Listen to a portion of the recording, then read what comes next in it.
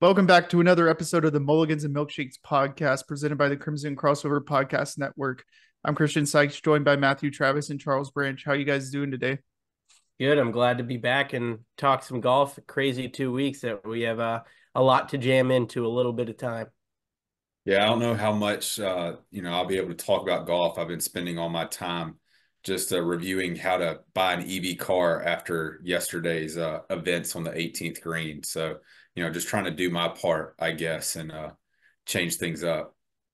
Yeah, that first of all, that was insane. I saw Bunky Perkins his tweet that I retweeted, and he's like, "Please tell someone to fix their divots after they get done with all of this nonsense," or something like that. I was like, that was just crazy. But yeah, we don't have a lot of time. Obviously, we took a break last week with Matthew being it was an unintentional intentional break. The schedules didn't really align for myself and Charles, and um, obviously Matthew was out enjoying himself in the Bahamas. So, um, unfortunately, we didn't get to really cover the U.S. Open.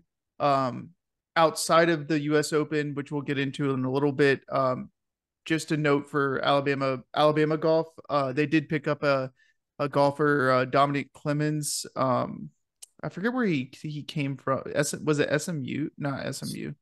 Stetson. Stetson. Got a commitment from him, which, for those of you who don't know, he won the Scottish Amateur Open, and then actually finished second in they call it the Amateur Championship, which is I think the British Amateur. Which if he would have won, I believe he would have qualified for the Open. So, congrats to Dominic. Welcome to Alabama. So let's just jump directly into it. Let's talk about the Travelers Championship, the final signature event of the season for PGA. And I I feel like we talk about this all the time. Another win for Scotty Scheffler. That's six of his last 10 starts he's won. Um, just he's a machine. Uh, what is he the second golfer ever to win six events in a year? I, there are a couple. He's the first since Arnold Palmer to do On it Yeah. before July. Tiger obviously had, I believe, eight. Um, but I mean, it's just complete domination. Tom Kim put up a phenomenal fight. He looked great, and he's playing again this week at the Rocket Mortgage. It's his ninth consecutive week playing in a tournament, which is just absurd. And to be able to force a playoff, our first playoff since I believe the Travelers last year, if I'm not mistaken, and to be able to force a playoff, and I mean, he was leading, he was up there the whole time, and it felt like it was his tournament to lose for part of it, and then Tony Finau obviously made a charge, but had that double that after hitting it into the water that took him out of it. Akshay looked really good this week, but I mean, it's just Scotty Scheffler's world, and we're all just living in it. It was really good to see Justin Thomas with another top five finish. It seems like in the majors this year, which everybody focuses on, and of course that's when you get the live golf players into it too. He maybe hasn't had the finishes that he wanted, but I think it was John Graham over at Bama Pro Updates had talked about that. This was another top five finish. I think his third top five finish this year, and he's had several top 10 finishes to go with that as well. So it's actually been a better season for Justin Thomas than I even originally thought, going into yesterday's round. So very excited for him and for Alabama golf through that.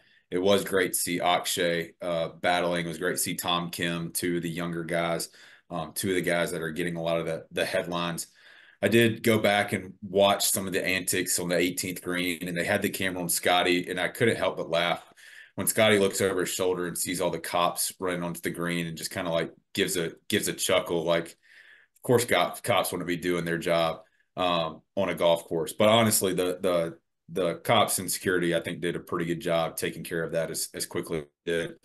It does concern me, and this is looking down the road. I feel like I've seen a lot of those big oil protests at the Open Championship, and so I'm already prepared that something's going to happen up there. So if I'm already prepared, I'm hoping their security team is already prepared as well.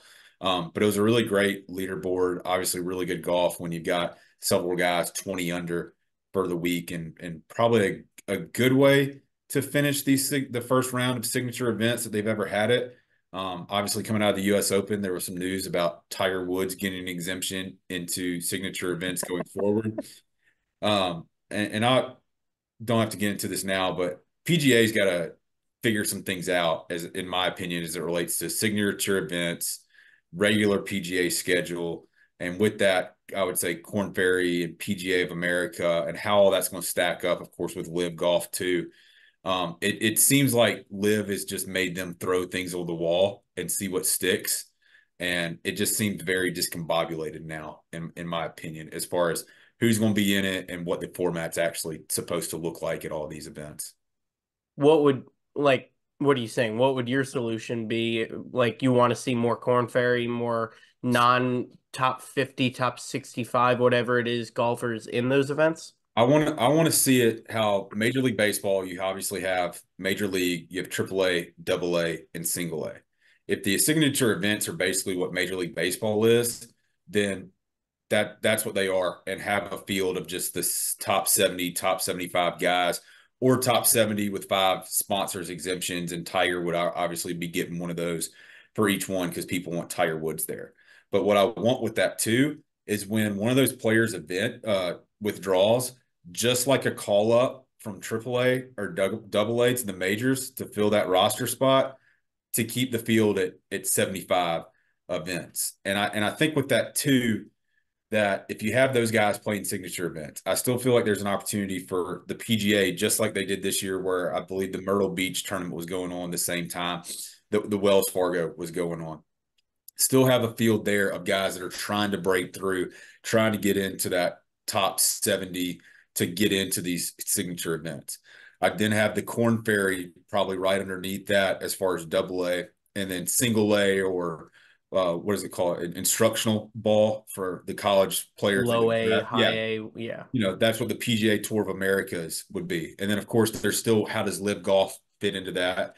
And I think there's an opportunity where Live could really kind of fit in with what the Champions Tour is doing. They only play 54 holes.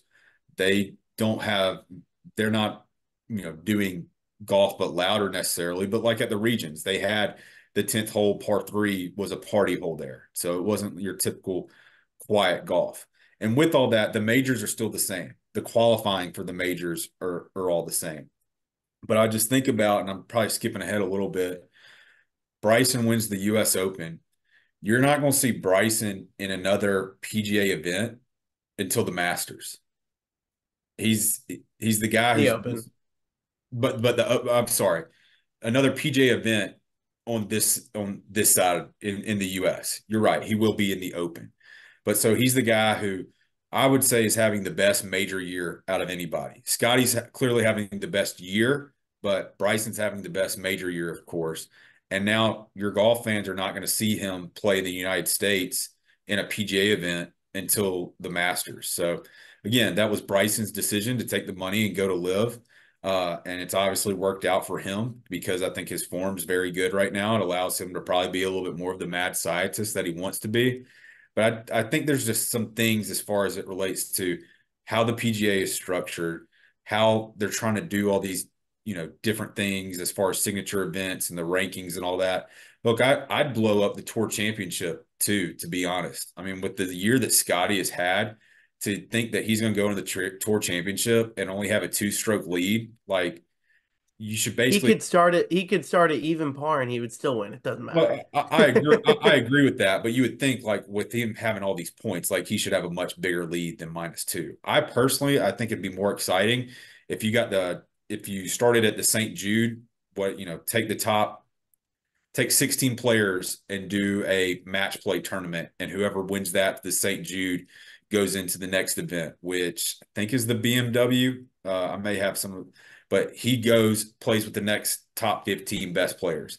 And then you get to Atlanta to the final 16 after that particular individual is 1-1 at the BMW. So you got the top 15 players plus the BMW winner, and just have a match play event basically until you have a champion that way. I think that'd be more exciting. But again, that's just my. Yeah, I mean, that's basically the NASCAR format. What NASCAR does is 20 make the playoffs. They have 3 races, 4 drivers get eliminated, another 3, and so on and so on. And then their championship races in Phoenix, 4 drivers, even though there's still 40 cars on the track. It's only 4 drivers, and those whoever finishes the top amongst them wins the championship that year, which I mean it happened what last year.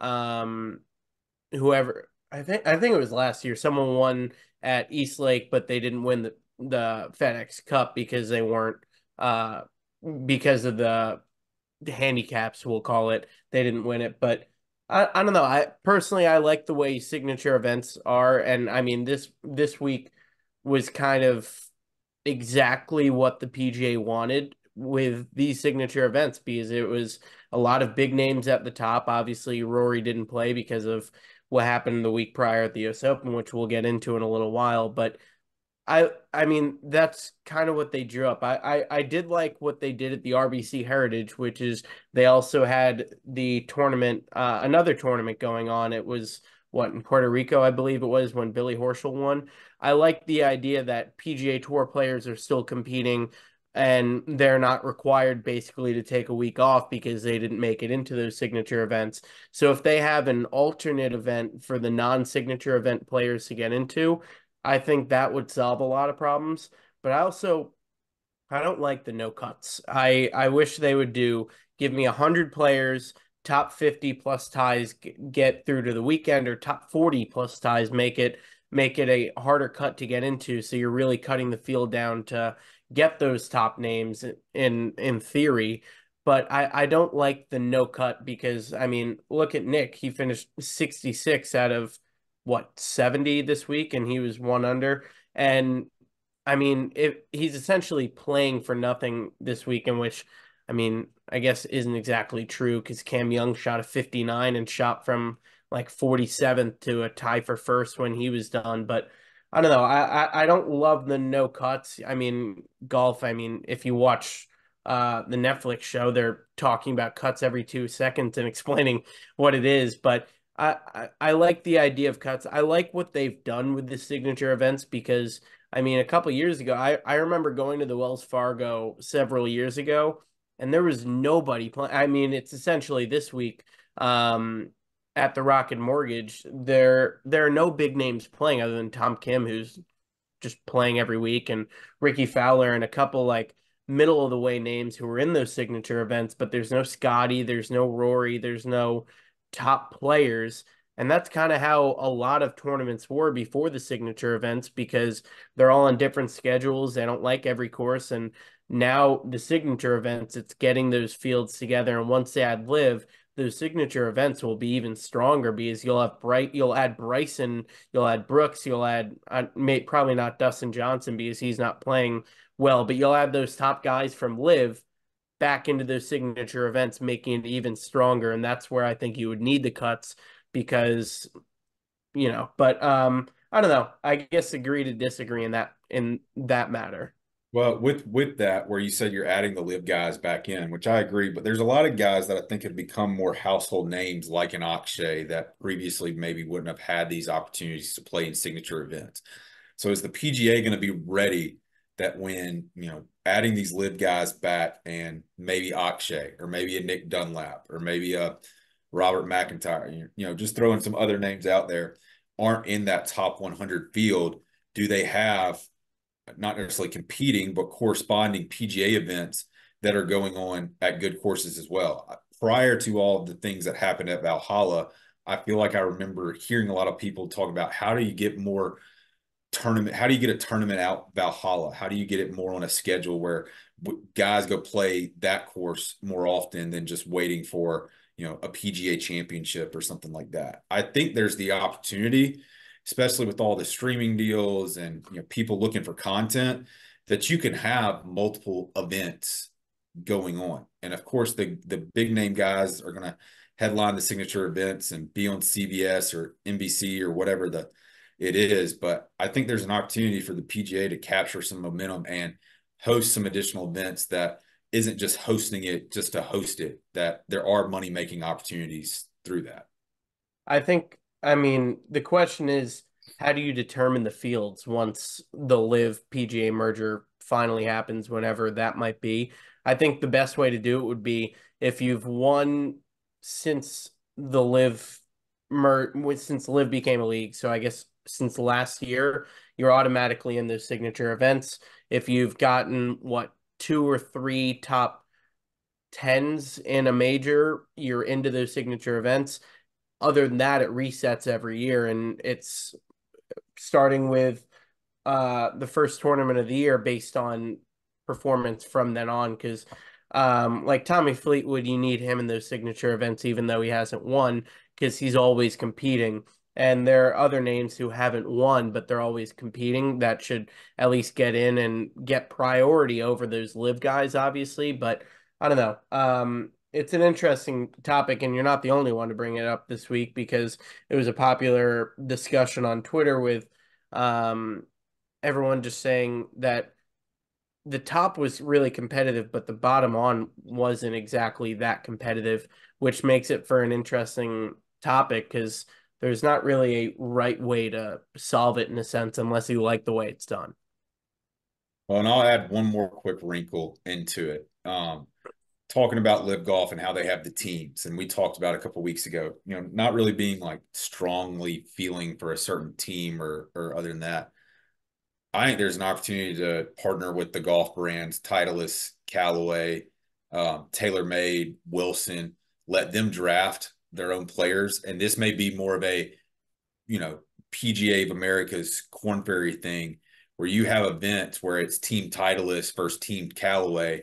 Titleist, of course, is using Titleist balls, Titleist clubs, Titleist drivers, all that going against Team Callaway in a Ryder Cup match play type format. I would be interested in that just to one, see those golfers play, but is there an advantage, based off of equipment or anything like that, or for any of those golf brands to tout success with players that they sign up and seeing them compete that way, than just putting a collection of guys together and it's the breakers, it's the birdies, it's the aces, it's whatever golf name they can come up with.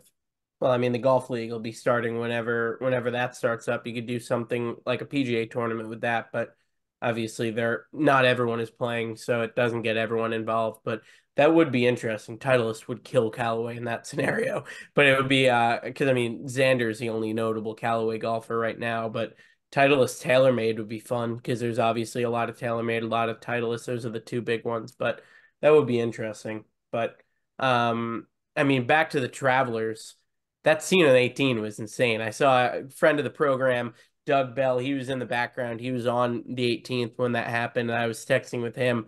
I've never seen anything like that. And then for the playoff, they had to change where the hole was. And Tom Kim and Scotty Scheffler were on the green examining the new hole. The entire scenario was crazy. But I kind of liked how they changed the hole position because it's a new hole. And instead of playing something they just play, they know how to approach it. It's a different hole. I didn't like how they could examine the green, just go in blind.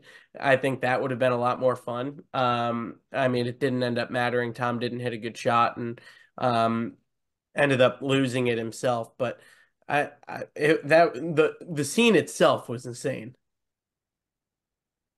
It Yeah, really was. go Go ahead, ahead, Chris. Charles. Christian, Uh, you go. okay. We've Yeah, been weird from you. I just, I just don't understand it, right? Like, and off topic of golf, like the same people go to Stonehenge and spray paint stuff on Stonehenge because, Do you like, remember it at Silverstone last year? They ran onto the track while the F1 race was going yeah, on.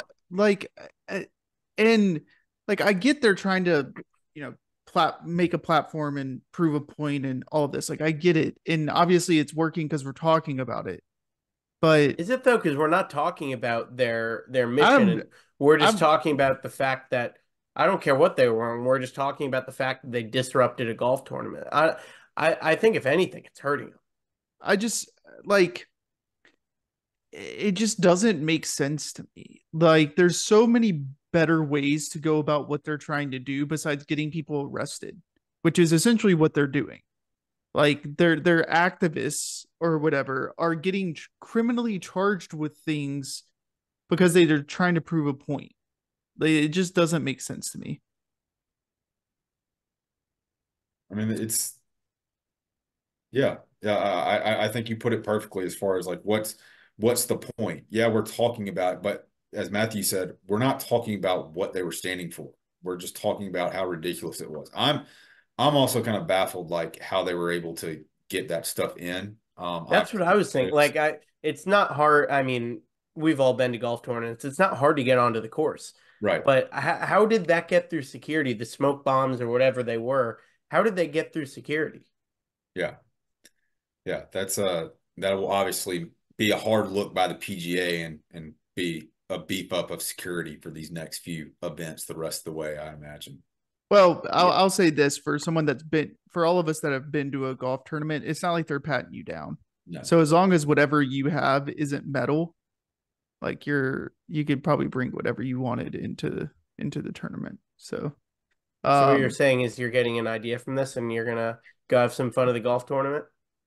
yeah, I mean free alcohol, I guess. Just bring it in, bring a plastic flask or Like don't Bryant Denny Stadium in the student section. yeah, like Oh, um what a week for New England, with that, and then you had the Celtics winning too. It's just a banner week for New England. Hey, JD Davison, roll tide. That's roll right. tide. Um but I have a couple questions. So thoughts on the level of difficulty that just happened, like the change, right? So you go from the US Open that you only have what? It was like 6 or 7 people under par Mm-hmm. to now you have guys shooting 22 under par. Nick Like, Dunlap finished at one under par and he was 66. yeah, which he would have been in the top 8, I think, in the US Open if he Mm-hmm. finished one under par.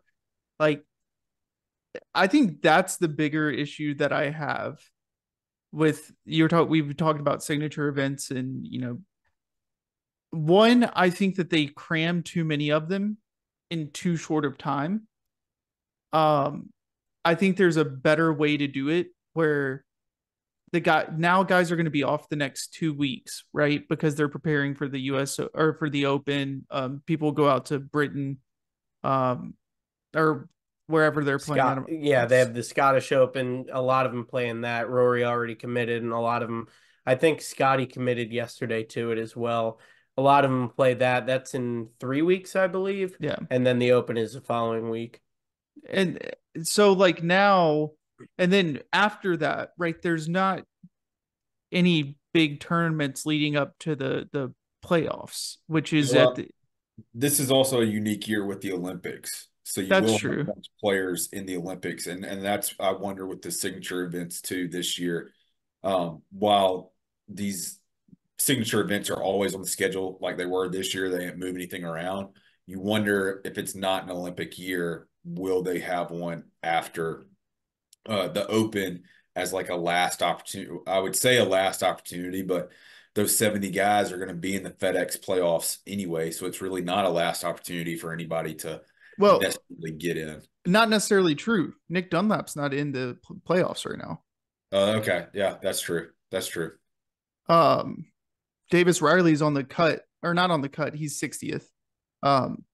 Because they bring in the tournament winners. So just because you win a It tournament doesn't mean you're top. Yeah, it would be interesting, kind of going back to what Charles was talking about. It would be interesting if they kind of did the NASCAR format, just because you win, you're into the playoffs, and then it's your playoff performance on, but still with like a little factor of how you finish in the regular season. But if you win the first playoff race, you're automatically into the next round, and so on and so on. But it would be interesting because I mean the Valspar and all these other tournaments that players like Ricky Fowler or Justin Thomas last year played the Valspar. He never plays the Valspar because he's into the FedEx playoffs already. But you would have these guys, they have to play. Presumably, they would do play a week, be off a week, and you have like a lesser tournament that like lesser known players are playing, but play a week, off a week, play a week, and those are just the playoffs and these players are required. That would be fun, but like Nick Davis, like other players who have won this year not being in just makes no sense to me because if you win and don't get in, what's I mean, you get into the other tournaments, the Masters, this, that, and the other thing, but what's the point of winning? Yeah. Yeah, I agree. Also, side note, Bryson wins the US Open This pissed me off. and doesn't get into the Olympics. What has Wyndham Clark done since he won last year? Yeah. Nothing. Like I get it. Bryson, made his grave by going to live.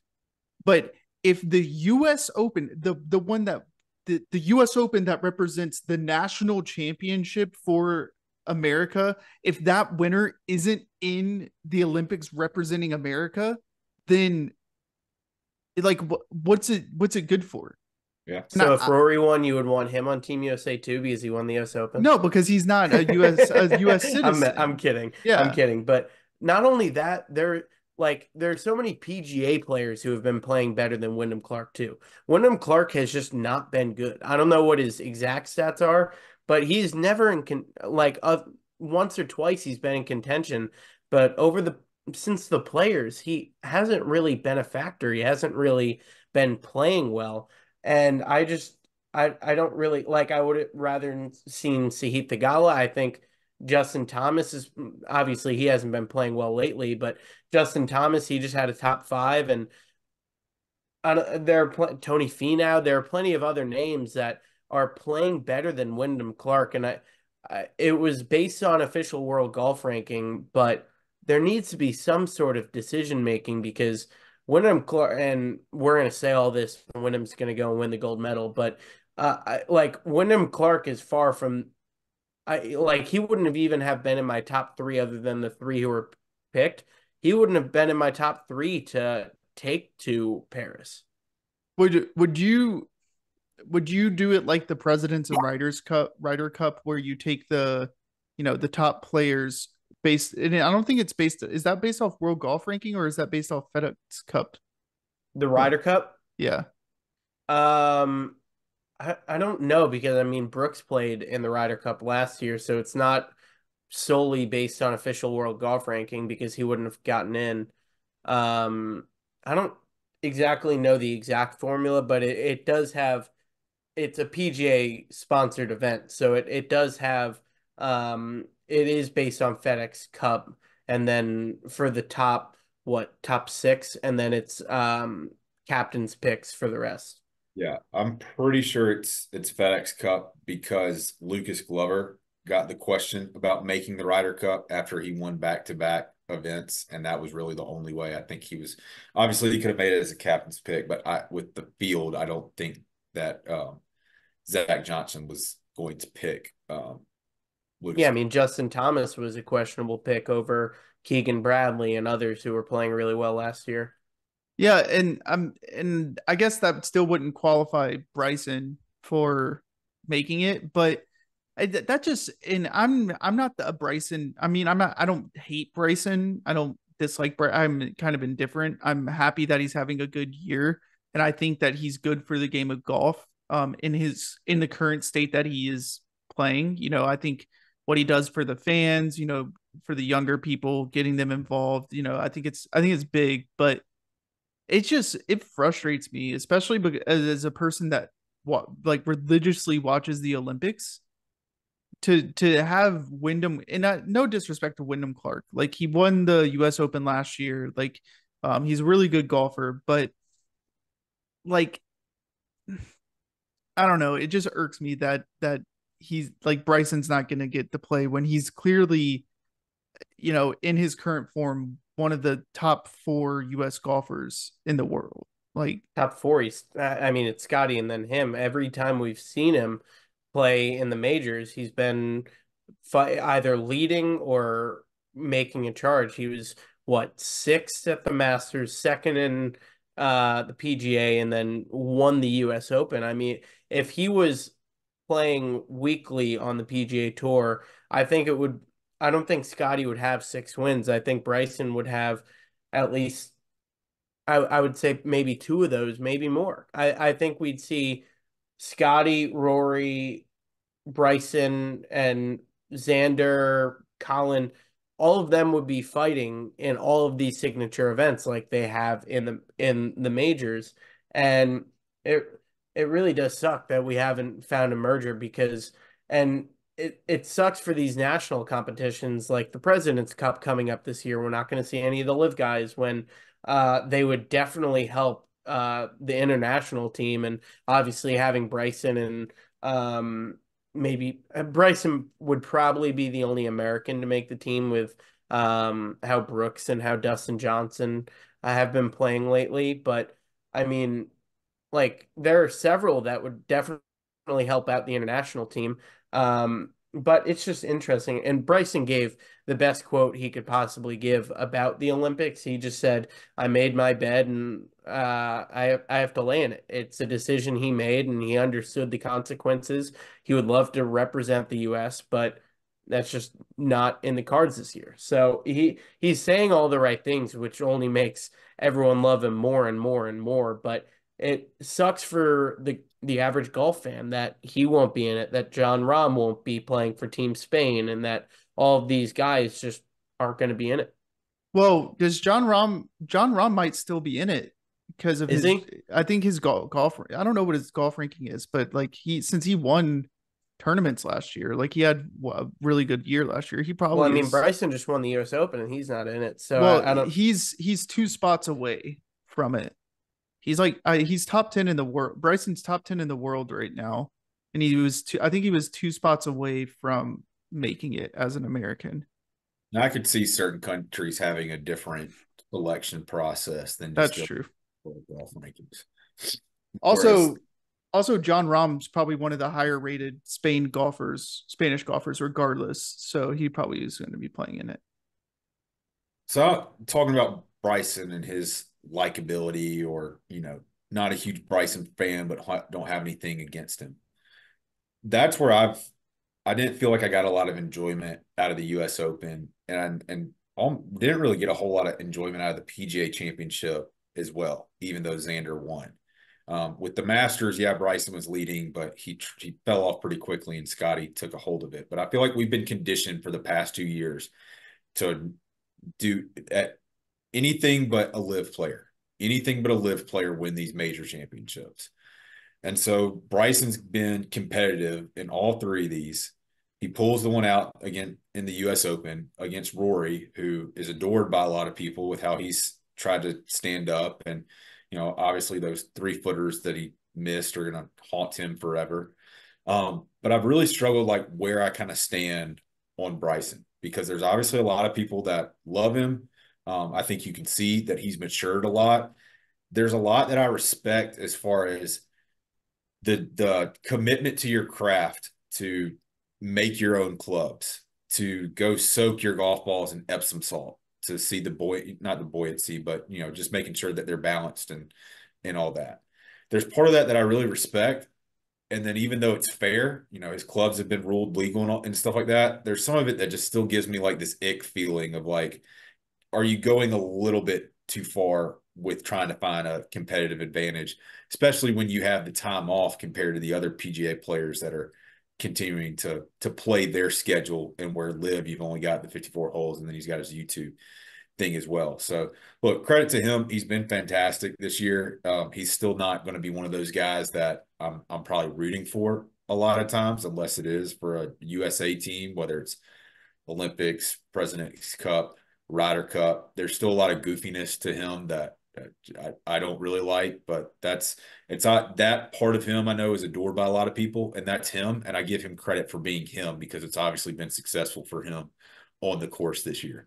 I did think it was pretty cool, and I didn't think they played it up enough on NBC Sports until the very end with the trophies presentation about him going to SMU, idolizing Payne Stewart, wearing forgot that he basically wore the Payne Stewart hat for a long time before he went over to live golf. I didn't feel like there was maybe that was just me being in and out around Father's Day and different stuff like that. But I didn't feel like there was enough talk about that, especially with how much Payne Stewart talk there was going into the tournament.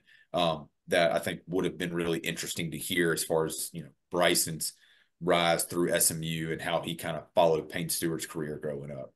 What's interesting about that is there was a tweet that resurfaced from an interview after he had a visit or committed to SMU or something. He didn't know Payne Stewart went to SMU until after he went on a visit and after he committed. And then he said he went to SMU because of Payne Stewart. So that whole thing doesn't line up. He always said his favorite golfer was Ben Hogan, and he wore the hat because of Ben Hogan, and this, that, and the other thing. So that was all really interesting. But regardless, it is cool that, and I mean, the pin was in the exact spot when Payne Stewart made the putt back in 1999 to beat Phil Mickelson. And like you said, I mean, Pinehurst is Payne Stewart. It is Payne Stewart. They have him everywhere. They had him all over. They obviously have the iconic statue and everything. So it is cool. But I think he played that up a little bit because he got kind of caught in the white lie on Twitter after, which was interesting to see because my immediate thought when he hit that shot was Payne Stewart, another iconic moment at the exact same pinhole location and SMU and the hat. And it is interesting. And I don't know what the truth is with him and his love affair for Payne Stewart and if that's played up or not. But all I could think about was how hurt I was. I was watching it on my phone on a cruise ship, and I was very disappointed and couldn't stop watching the Rory driving off clip. And that's I as you guys know, and as everyone who listens to the show regularly knows, I'm a big Rory fan. So that when he missed the putt on 16, I kind of had a feeling that it was just going to be another Open. It was going to be another Masters where he just choked.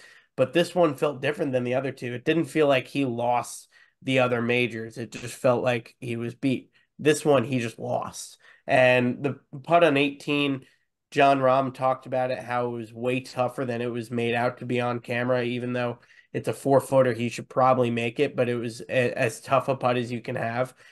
But that 3-footer, I just don't understand how he lost it. And I mean, regardless, I like Bryson. I kind of have a different feeling than you do, and I had him on my fantasy team, so it was okay for me. I had Rory too. I would have preferred Rory, but I like Bryson, and I mean the USA chance when Rory missed the 4-footer, though I'm red-blooded American, but those pissed me off. He's still putting to potentially force a playoff had Bryson not hit one of the best shots I've ever seen given the circumstances.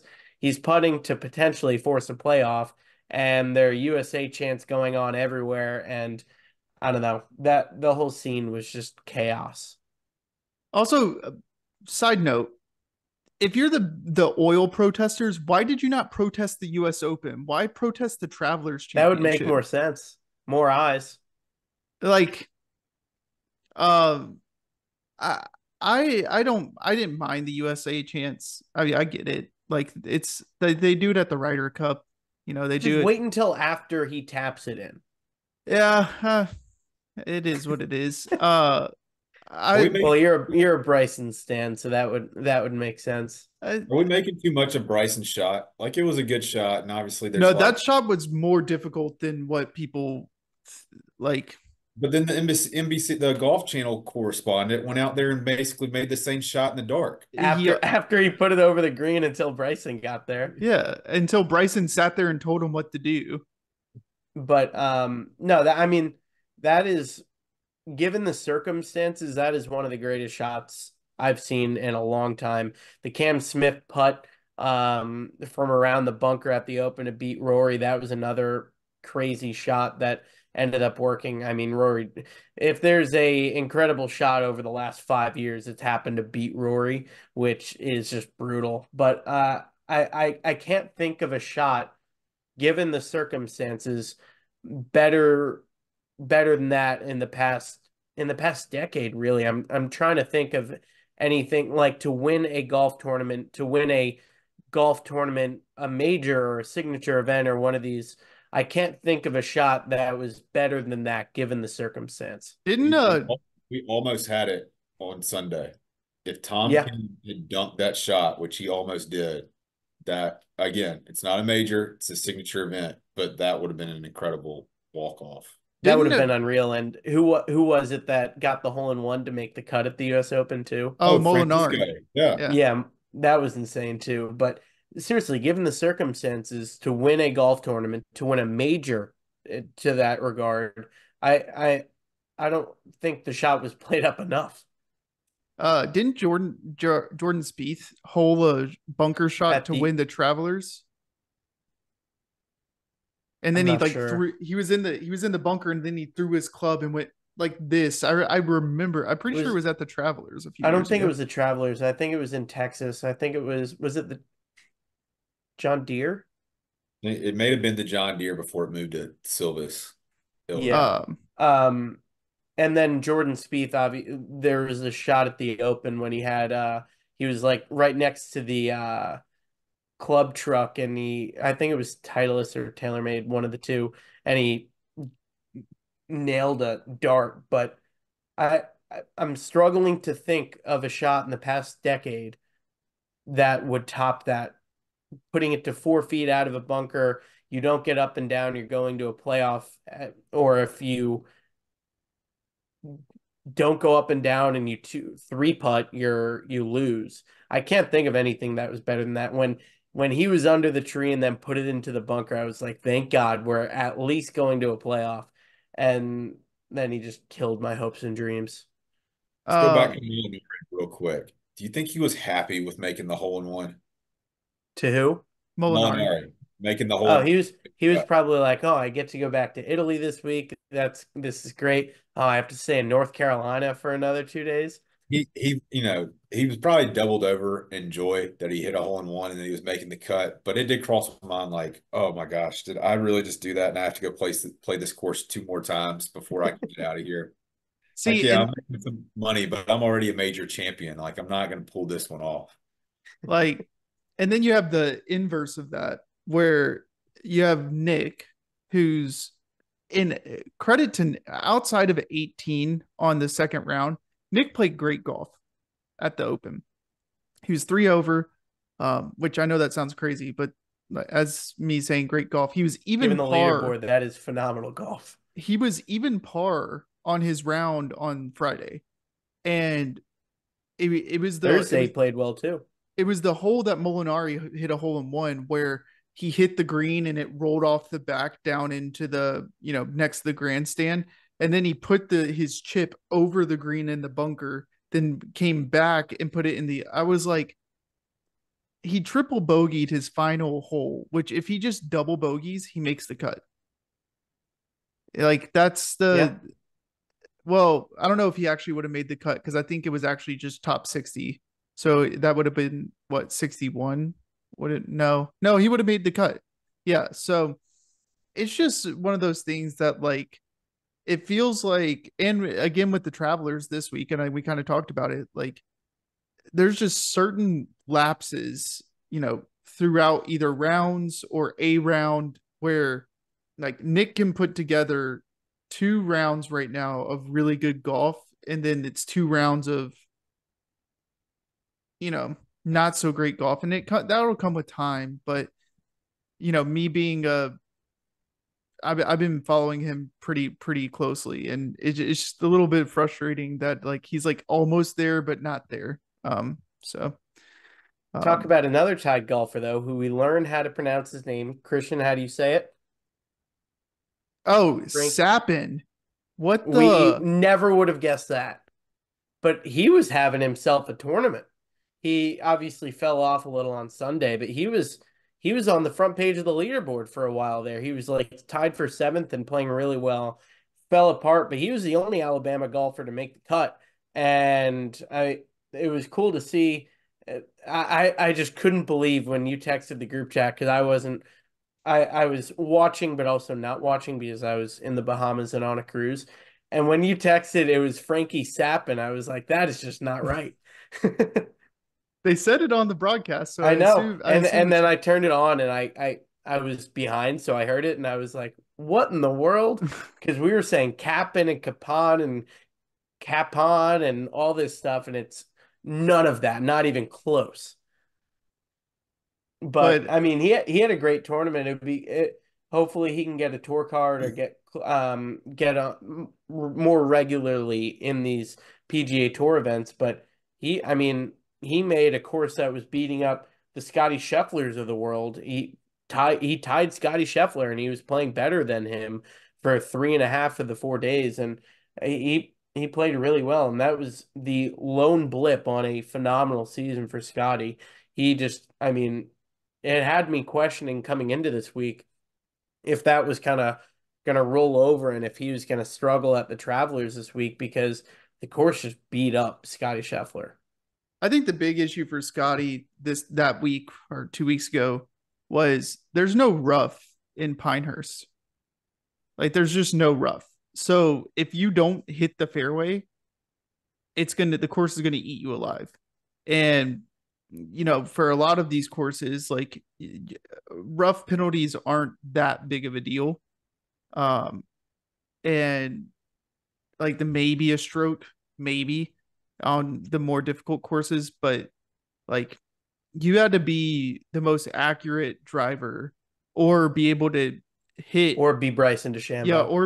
or be I was gonna say or be able to hit it so far that you're past all of the, you know, not like the shot on 18 that he hit, he's hitting it to the grandstand by the green. Like Yeah, I mean, he missed 8 greens or eight fairways, excuse me, and he still won. And it was interesting though because I mean, I've played Pinehurst. I've had to deal with that. I played well that day just because I had a good driving day, as we talked about before the U.S. Open.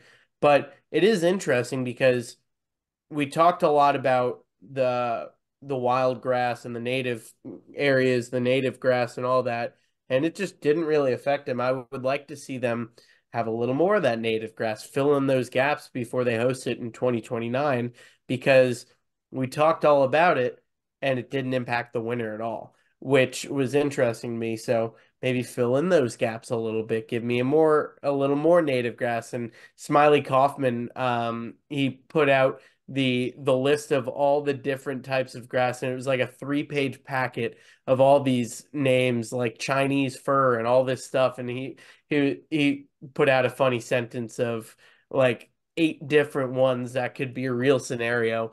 And but it would be interesting if they filled in those gaps, because then we could have some really, really high scores. And maybe give me I love the US Open. It's my favorite tournament because of the golf. The Masters is my favorite tournament, obviously, because of the tradition, because of the past and everything that goes into the Masters. But for the golf itself, I love the US Open because it tests everyone. And 9 times out of 10, we get a true champion in the sense of it's a guy who's been playing well, the top of his game consistently, because the US Open rewards the best golfer in the world because you have to deal with all these difficult scenarios, and the best of the best comes out in the end. That's why Bryson and Rory were fighting for it, because they're two of the best in the world. But make it harder, and which is crazy to say, but they could have made it hard. He missed 8 fairways. He was in the native grass 8 times on Sunday, and he still won the U.S. Open. he also, and I had some friends, they were like, man, I can't believe that the US they're hitting the green and the ball's rolling off. Like this is just too difficult. And I was like, these guys get paid millions of dollars to play golf. Like, and I know they're really good. Like they can figure out where they need to hit the green. And I told him, I said, why are you sitting here complaining about the guys struggling at the game of golf? Like, I don't want to see people shoot 25 under every single week. That's not fun. I want to see people have to hit a hole in one to make the cut. I want to see people hit the middle of the green, maybe 4 feet from the pin, but you hit it in the wrong spot. Oh, now it's off the green. That Like, was Rory. He on Sunday, what was it, 15, I believe, right before the missed putt on 16. Middle of the fairway, great shot. Gonna have putt to extend his lead right off the green. And that's part of the US Open, like you were saying. I'm gonna take the inverse of that as far as I like guys. I like watching how they can knock it tight. I mean, obviously, the PGA Championship was a little much. I can agree that it shouldn't have been 22 under or whatever it was for Xander. But I think that's why, as amateur golfers or weekend golfers, like that's why you continue to go out and play. I saw, something on Instagram or Twitter, so it's not anything new, but like, nobody can at this level, nobody can just walk onto the baseball field and hit a 95-mile-an-hour fastball. But everybody that goes and plays golf, you have the opportunity to hit a tour type shot. I mean, obviously, you're not going to hit it 300, 330, 350-yard drive. But when your approaches, like every once in a while, you might have the opportunity where you can put one really, really close. And I think that's what I get enjoyment out of.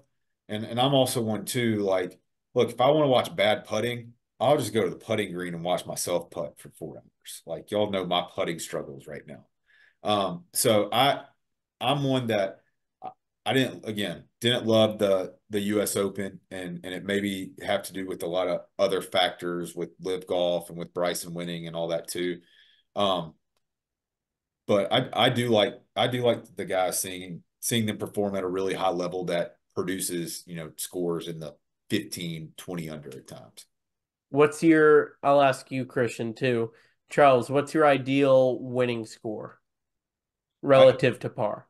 Yeah, I think some of that should depend on the course. Like I do, I say all that. The U.S. Open should be a tournament that you don't have a winner that's 10 under or better than that. Like the 5 to 6 range was I think a good score for a winner for the U.S. Open.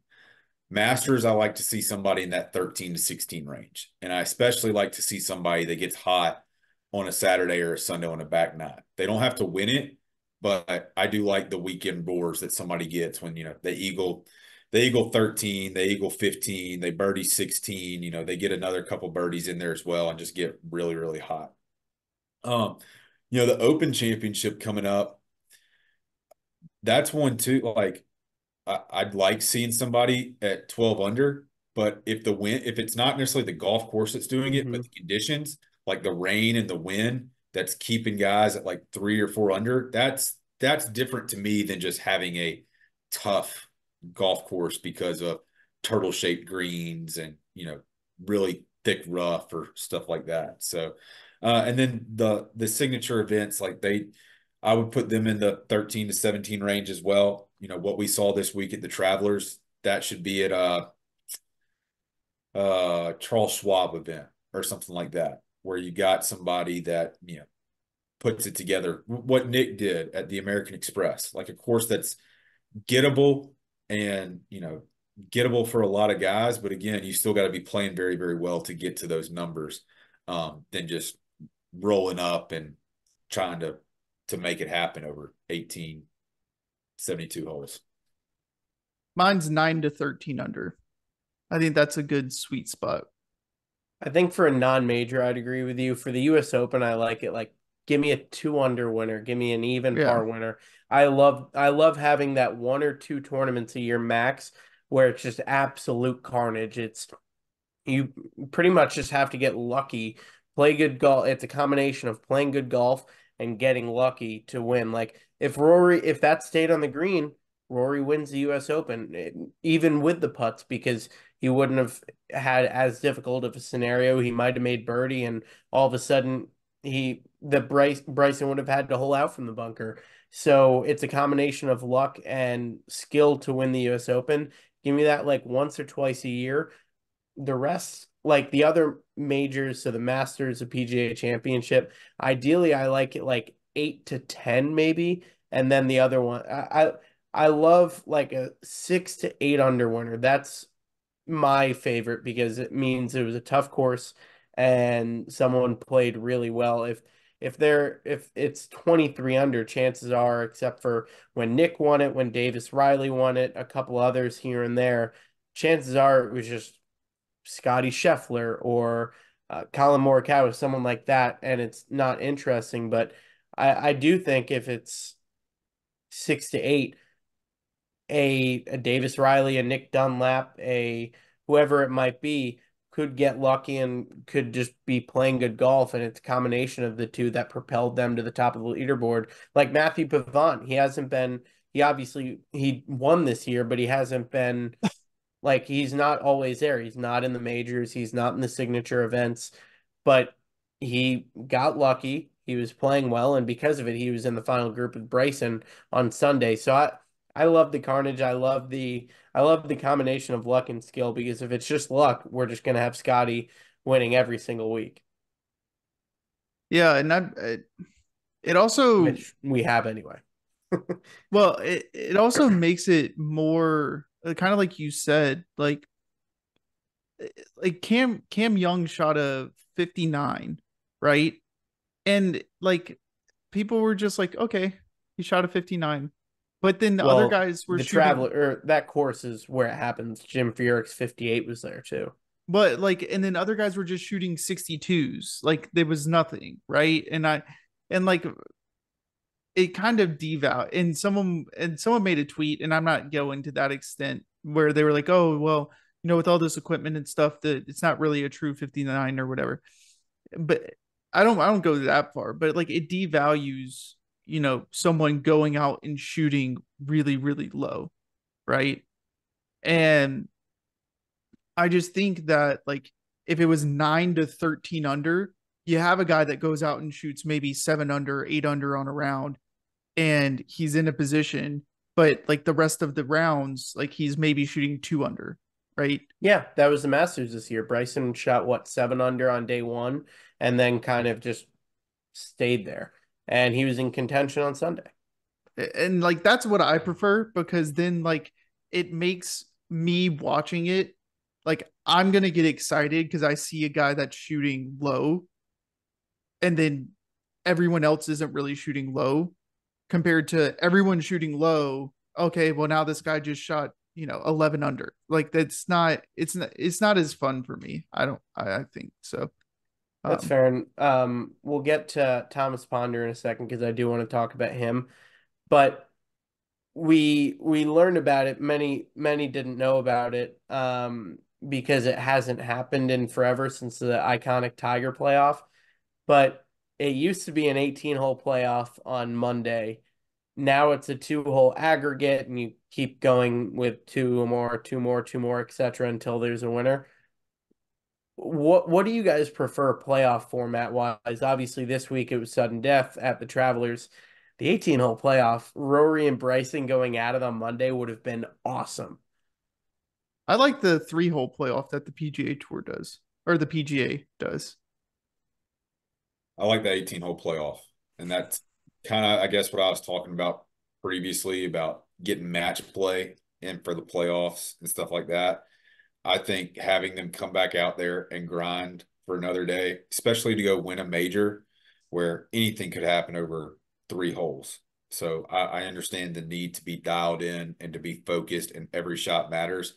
I still think getting them out there for 18 holes and testing them one more time when it's been two guys that have, or however many guys it's been that are there at the leaderboard, tied for first. I like the 18-hole playoff. I'd like to see. I know with travel and TV and figuring out spectators and stuff like that, they probably can't do that anymore. But for the majors, I would be all for seeing 18-hole playoffs going forward.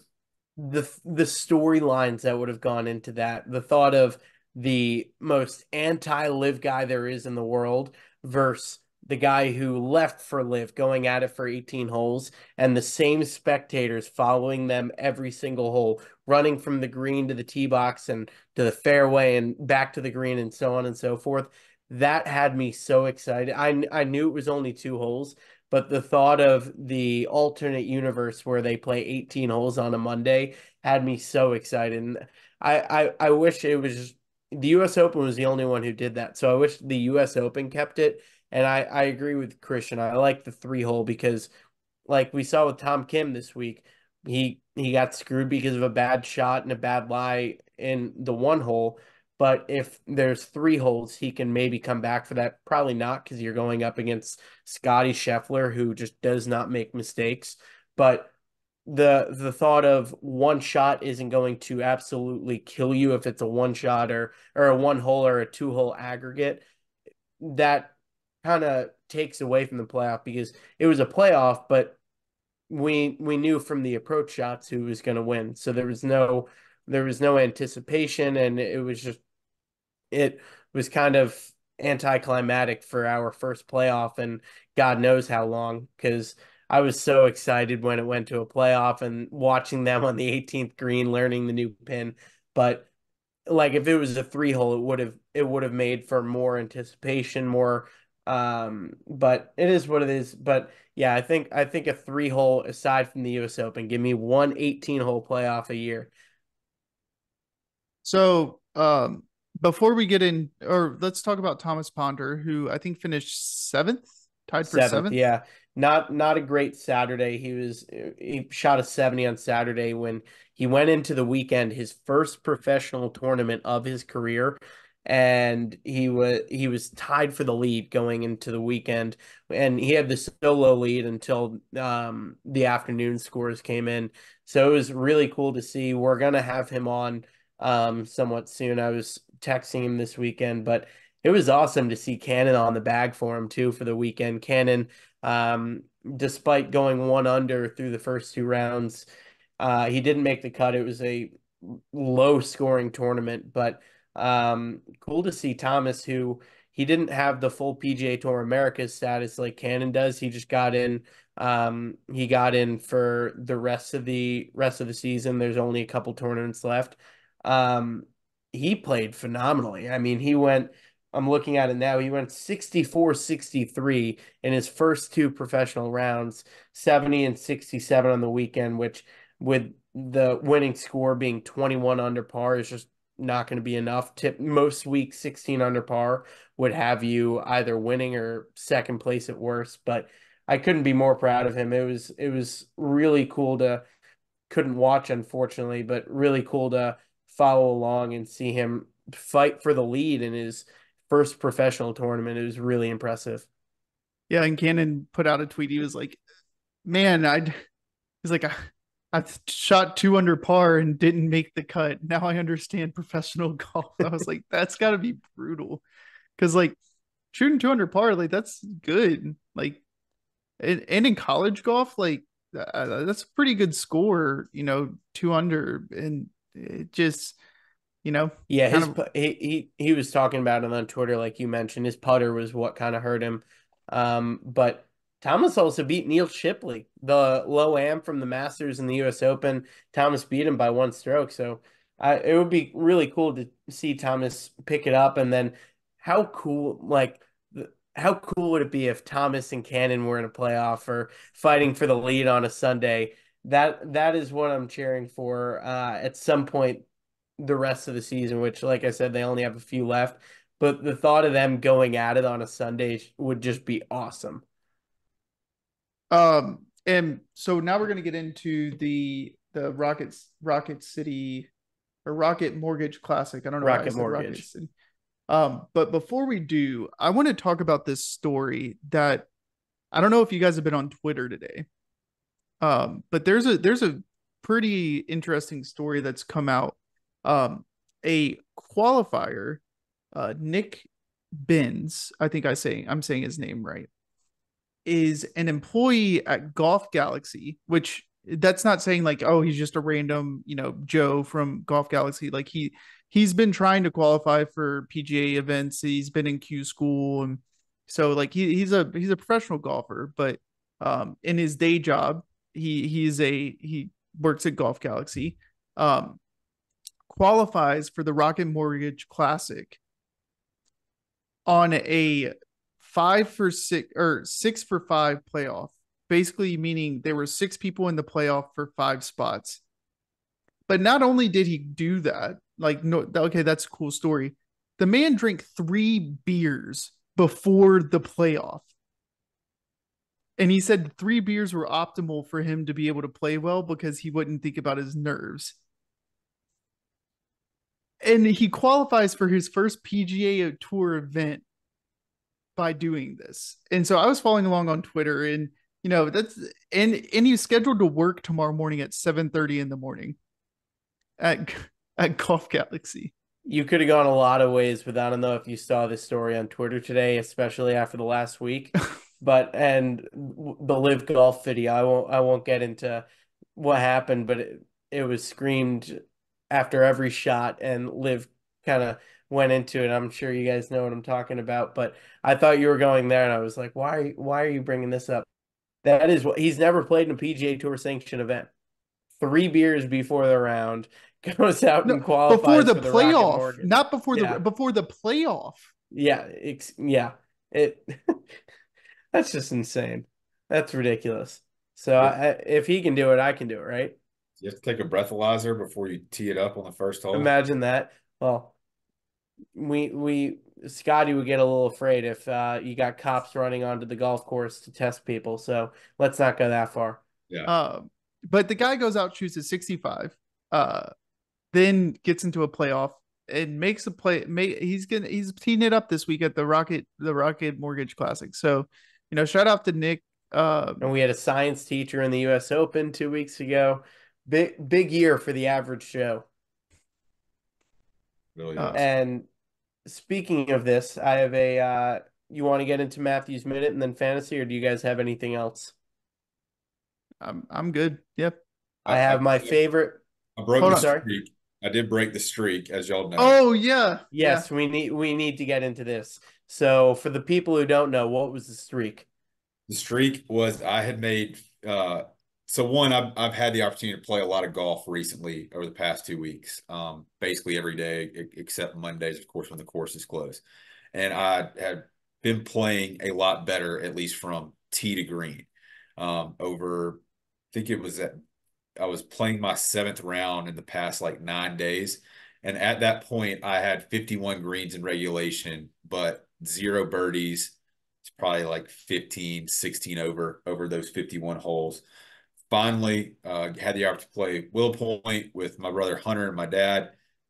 Made a birdie on the par 5 12th that finally broke the streak that after 51 greens in regulation, I finally got to put a circle on the scorecard.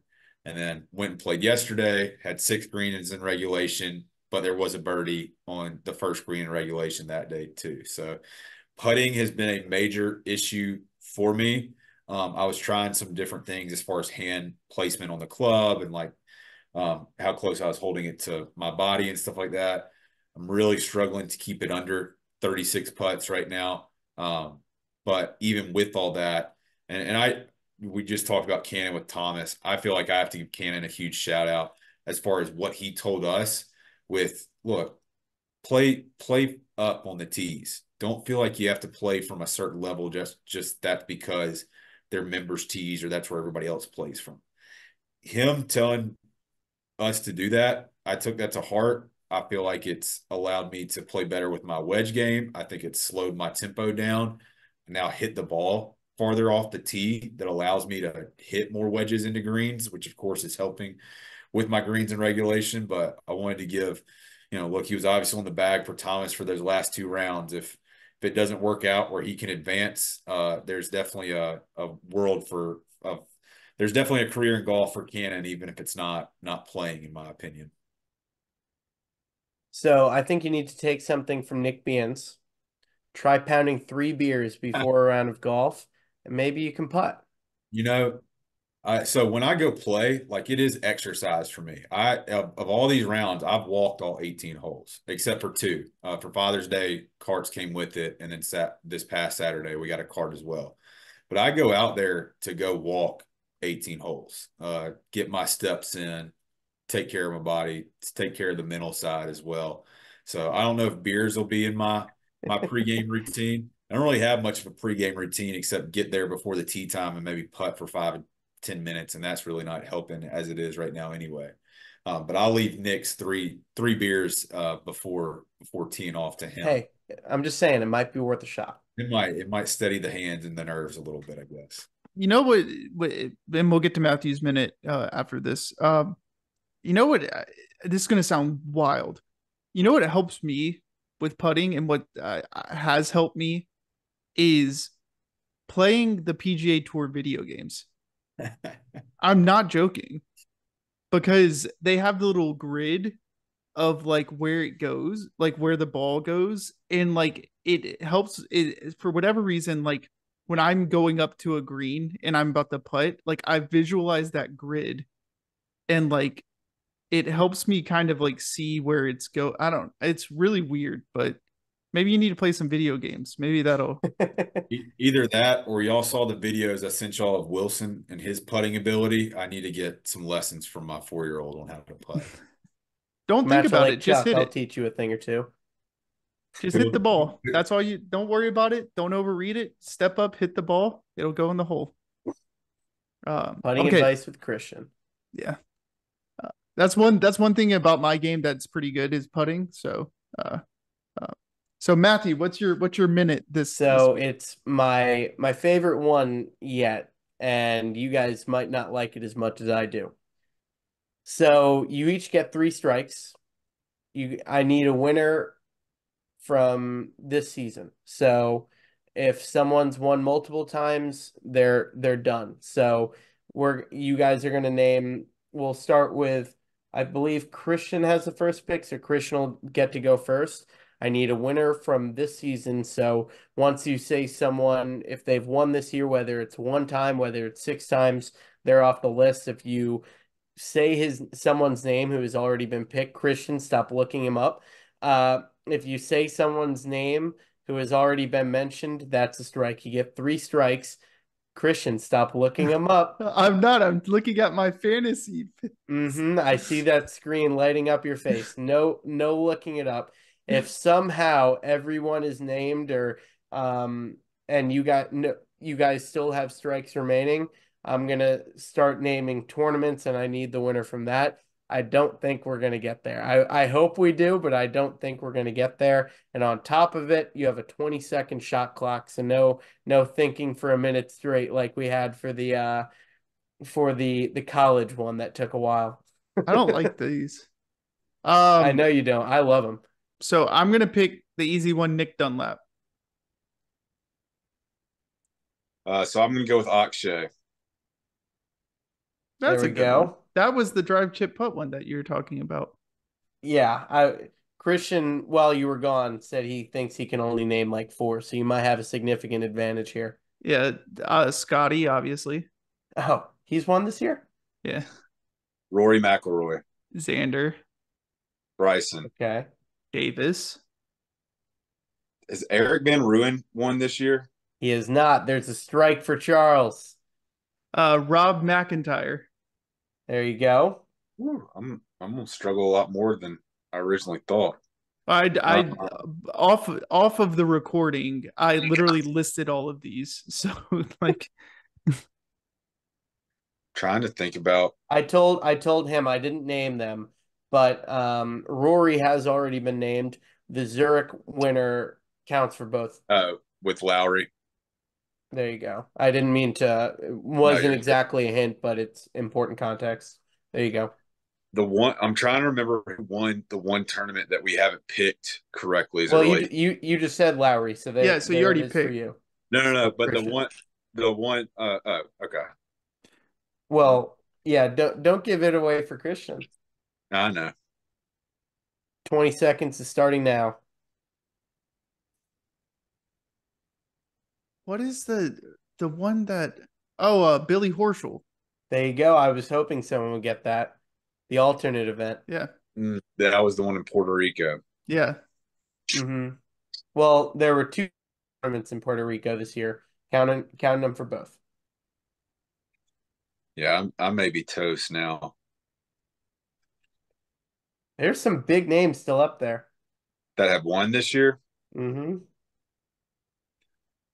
Oh my goodness.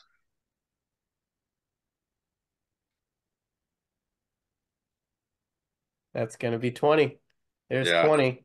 I'm giving Christian started, so I'll give you both a hint. No, I There's a want. Hold Japan. on. Hold on. I'm I giving you don't. both. I'm giving you both hints. There's a Japanese player.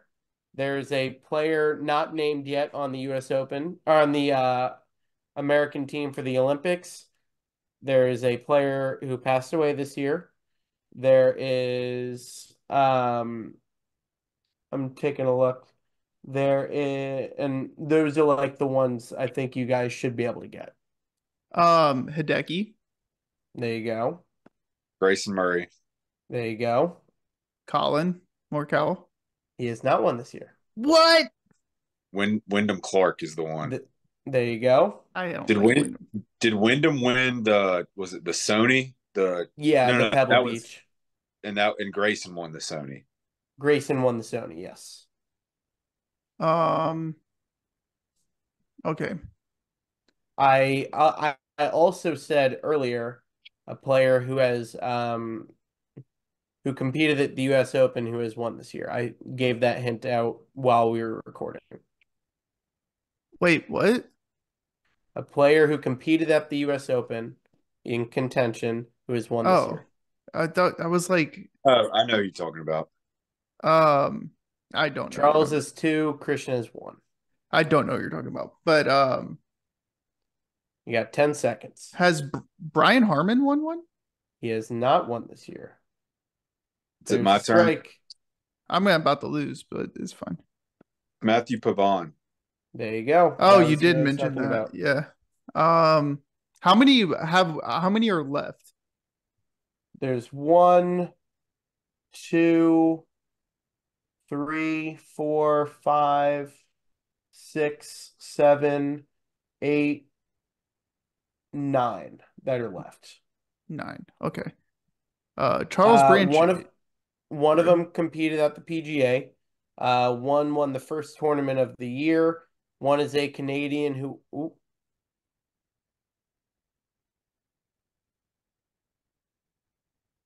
Did he?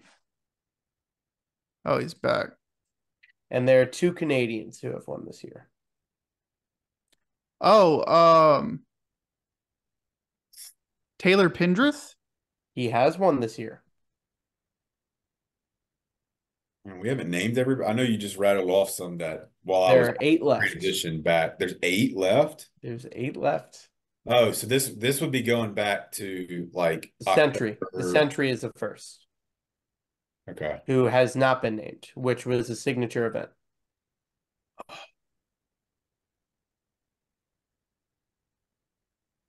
Can you tell me who won the Myrtle Beach? No, I should know who won the Myrtle Beach. Can you tell me who won the Waste Management?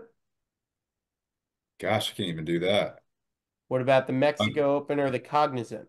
The way I can tell you who fell down at the Waste Management, everybody. All right, you got 10 seconds. I think you can stick a fork in me. I'm done. All right, so the ones, Christian, congratulations. Nick Taylor, did he win one? He did. Nick Boom. Taylor won. Yeah, Nick Taylor won the Waste Management. So the ones who are not named, Nick Taylor, Chris Kirk, you gave me Grayson Murray, you gave me Matthew Pavon, gave me Wyndham Clark, gave me Nick Taylor, gave me Hideki, Jake Knapp. I thought one of you guys would pull that one out. Austin Eckroat, he played really well at the PGA. I thought one of you guys would get that. He was Victor Hovland's teammate at Oklahoma State. Bryce Garnett, I didn't expect you guys to get. Peter Malnati, I thought you might have gotten. Steven Yager, I didn't expect you guys to get. And Chris Gotterup, I thought you might have gotten because it was Myrtle Beach recent. And you guys got everyone else? Be honest, it's hard to remember winners and unless we talked about them on the Mulligans and Milkshakes That's fair. podcast. That's fair. To be completely fair, I don't even remember half the people that won on the. Yeah, he didn't. I wasn't trying to give hints, but I inadvertently did. I said a McNeese golfer has won this year, and he was like, Robert McIntyre won this year? What are you talking about? Yeah. And that was like 3 weeks ago. Well, and clearly I was dealing with some technical difficulties too. So. Okay. But anyway, get into fantasy. Quick recap, I have absolutely dominated. 95 points at the US Open, 85 at the Travelers. And the current standings are I have 515 points in first. Charles is 380 in second. Christian has 355. And this week you could get like -20 or you could get like 5 or anything in between. So this week could be the great equalizer. Christian goes first, Charles goes second, I go third, and we talked about this in the group chat. We're going to do a little different this week. The first, we have 6 Alabama golfers in the field this week. So how we're going to do it is we're going to go first round is Alabama golfers, second is Alabama golfers as well. So we have all 6. And I want to talk to you guys. Do we want to do maybe you can pick the better finisher of the 2 Alabama golfers, or do you want to do got to keep the first round, second round you don't have to use? So we Charles and I were talking about this. I think we do 2 rounds of Alabama golfers and only do 3 rounds of the other golfers. And then for the 2 Alabama rounds, you don't take the cut. Or sorry, So no, we you got to use both of them, but you don't get the cut points. yes, but we do 6 rounds, right? Correct. Yeah. I Yeah. would say we do the 6th round this week just because it's not a signature event and it's Yeah. not a major, so I think there will be withdrawals. No, that's what I meant. I meant so you do 2 rounds of Alabama golfers and then 4 rounds, but then you drop the lowest round for the Non-Alabama 4. golfer. Yeah, No, no. So Yeah. you got to use the 2. yeah. Yeah. Okay, that works and for me. and before we do that, I just need to run off. Again, thanks John Graham from Alabama Pro Updates. So this week in the Rocket Mortgage Classic, we have Bud Cauley, Nick Dunlap, Wilson Furr, Lee Hodges, Davis Riley, Robbie Shelton. In the Champions Tour, we have Dickie Pride. In the Corn Ferry Memorial Health Championship, we have Frankie Sappin and Davis Shore.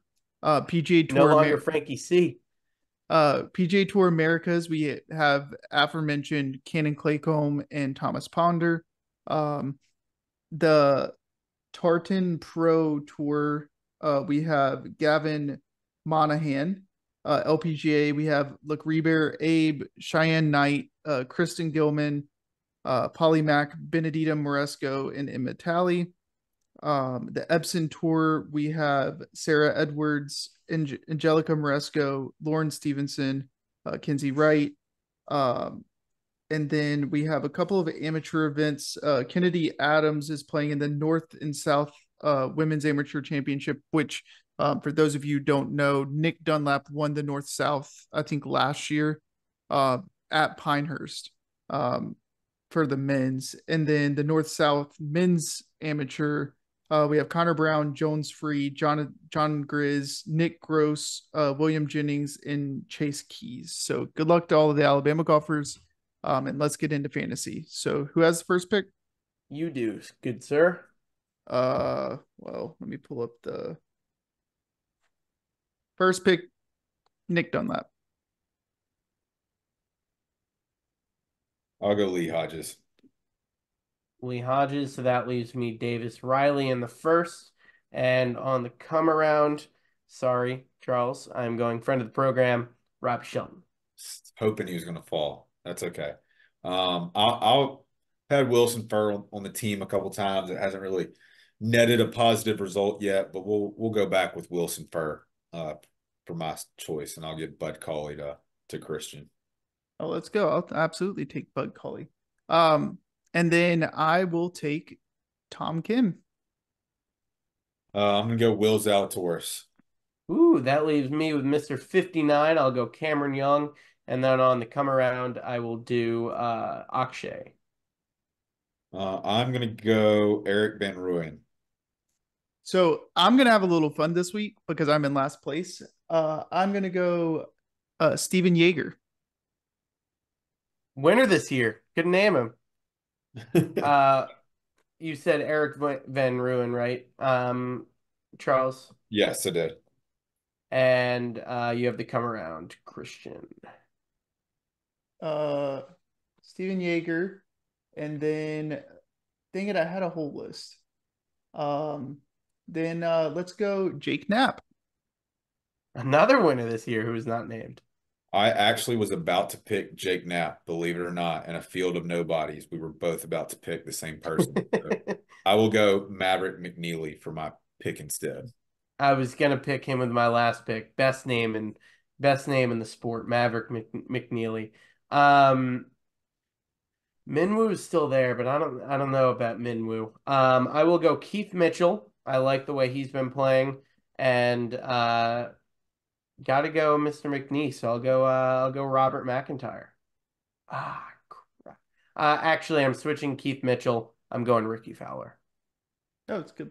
He did win last year. Did win this Yep. last year. So He was briefly mentioned this episode that Thomas Ponder beat him by one stroke. I'm going Neil Shipley. I think Let's Neil go. There you Shipley has go. put together a great year. Obviously being the low ball amateur at the Masters and at the U.S. Open, his first PGA Tour event. I think is what I read. As a He pro. as a pro, thank you. As a pro, he's been playing great golf. Who knows if he makes the cut or not? I think he will. But I'm gonna have Neil Shipley on my team this year. I'm going Chris Kirk. Wow. And we left off I have one the more guy who was pick. Do I No, not? that was the last Mm. round. Oh, well, We okay. left off Oh, Keith Mitchell. Keith Mitchell and Minwoo, I think, are going to be the two best finishers who were not picked. This could go. I have no idea what direction this the vote is going to go, so I am not submitting a pick this week. I almost went Taylor Pendrith too. That would have been my next pick. Another winner. It was literally that the only reason I knew the Taylor Pendrith pick is because when I was like researching the field, like he had done well last year in this event, and so I was like, oh, I'll go with him. So, Yeah, um, I have no idea what direction this vote is going to be in because it's a interesting field to say the least. all right. Well, with that, everyone, after some technical difficulties, that is the end of the episode. We got a hard cutoff, and so we'll be back next week. I don't really know how the schedule's going to go with the Scottish Open, and then there's a little bit of a gap, so there might be a little bit of I don't we haven't really talked about it, so we'll keep you guys updated as far as what our podcast schedule looks like. And hope you guys have a great week and roll tide. Roll Tide.